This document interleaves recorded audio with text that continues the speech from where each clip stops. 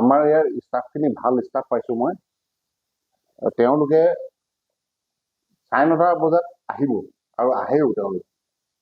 আৰু আপোনাৰ মেইনলি এতিয়া আমাৰ মানে ফিল্ড ষ্টাফ বেছি আছে ইয়াত, মানে অফিচ ষ্টাফতকৈ ফিল্ড ষ্টাফ বেছি আছে। নতুনকৈ এৰিয়ে দিছে আৰু 3জন এডিঅ' আছে, তেওঁলোক ফিল্ড ষ্টাফ।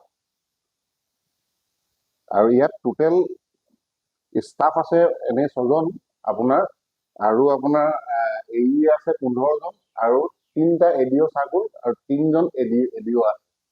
ৰিগাৰ্ডিং আপোনাৰ যোনটো আপোনালোকে সুধিছিলে এতিয়া ধান অহাটো কথা, সেই কথাটোৱে মই ৰাতিপুৱাৰ পৰা পাতি আছিলোঁ। আৰু ইতিমধ্যে মই গম পাইছোঁ তিনিচুকীয়াত মানে আমাৰ যোনটো জিলা কৃষি বিষয়া কাৰ্যালয়ত তাৰমানে অলৰেডি ধান আহিছে।